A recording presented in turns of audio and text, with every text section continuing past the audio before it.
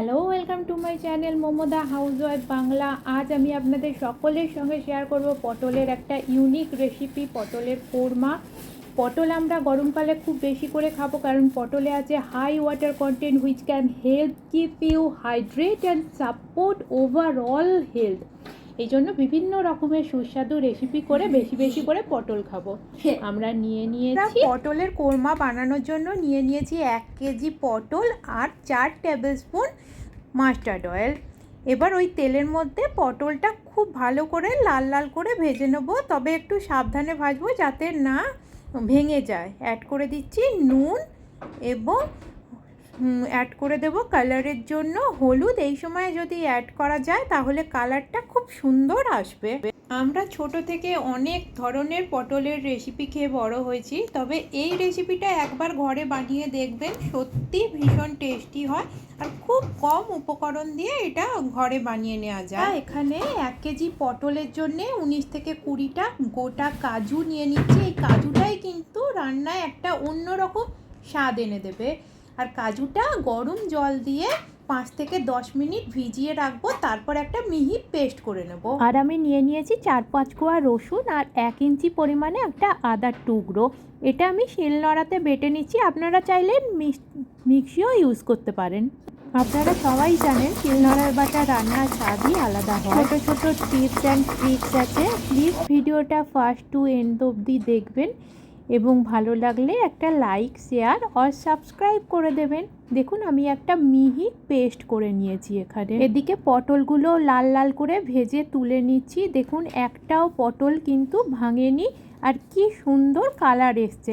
এটা অলমোস্ট 70% পটলটা কুক হয়ে গেছে ভাজতে ভাজতে। পটলটা ভাজার পরে তেলের পরিমাণটা অনেকটাই কমে গেছে, সেই জন্য আমি এখানে অ্যাড করে দেব 1 টেবিল স্পুন মাস্টার্ড অয়েল। আপনারা এক্ষেত্রে রিফাইন্ড অয়েলও অ্যাড করে দিতে পারেন। আর অ্যাড করে দিচ্ছি 1 টেবিল স্পুন জিরে, 1 টেবিল স্পুন মৌরি, 2টো তেজপাতা আর একটা শুকনো লঙ্কা। ফোড়নটা থেকে সুগন্ধ বেরোলে অ্যাড করে দেব 2টো কুচিয়ে রাখা পেঁয়াজটা কিন্তু খুব বেশি লাল লাল করে ভাজবো না, পেঁয়াজটা সফট হবে না। তাহলে পেঁয়াজে অল্প ব্রাউন কালার চলে এলে এতে অ্যাড করে দেব যে পেস্টটা আমরা বেটে রেখেছিলাম আদা আর রসুনের, সেইটা অ্যাড করে দিই। এই রেসিপিটা সকলে কিন্তু ঘরে একবার হলেও বানিয়ে দেখবেন, ভীষণ ইজিলি আর খুবই টেস্টি। আদা আর রসুনের পেস্টটা অ্যাড করে দিয়ে ভালো করে নাড়াচাড়া করে কষিয়ে নিতে হবে যাতে এর কাঁচা গন্ধটা চলে যায়। আমি কিন্তু এই রান্নাটায় কোনো রকম লঙ্কা গুঁড়ো ইউজ করিনি, খুব হেলদি করে বানিয়েছি। এখানে অ্যাড করে দিচ্ছি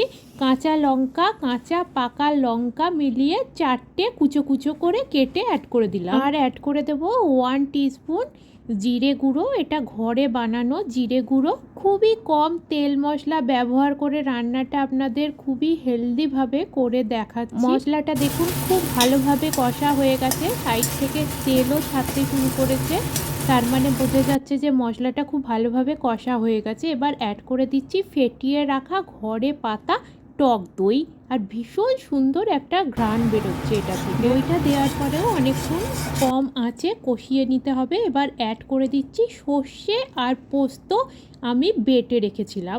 2 টেবিল স্পুন সর্ষে আর 4 টেবিল স্পুন পোস্ত এখানে আমি বেটে অ্যাড করে দিলাম এবং এটা অ্যাড করার পরে আবারও খানিকক্ষণ কম আঁচে কষিয়ে নিয়েছি। এবারে অ্যাড করে দিচ্ছি কাজুর পেস্ট, যেটা আমি মিহি করে বেটে রেখেছিলাম। কাজু বাটা মিক্সিটা ধুয়েও কিন্তু আমি জলটা এতে দিয়ে দিলাম।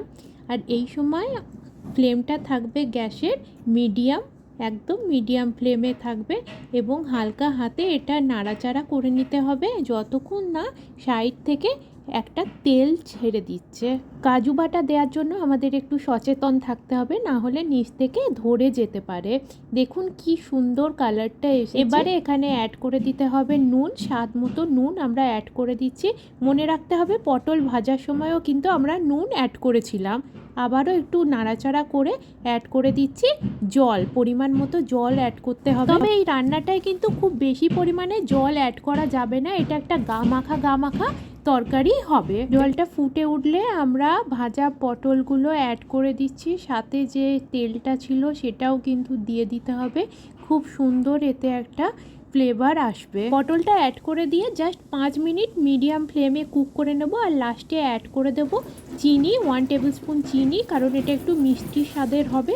আর অ্যাড করে দেব ঘরে করা 1 টেবিল স্পুন গরম মশলা, আর অ্যাড করে দেব ঘি। ঘিয়ের জন্য স্বাদটা কিন্তু দুর্দান্ত লাগে, তবে আপনারা চাইলে ওটা স্কিপও করতে পারেন। আপনারা এতক্ষণ দেখছিলেন momo the housewife Bangla cooking channel. আমার ভিডিওটা যদি ভালো লেগে থাকে প্লিজ একটা লাইক, শেয়ার আর সাবস্ক্রাইব করে দেবেন। Thank you so much for watching my video.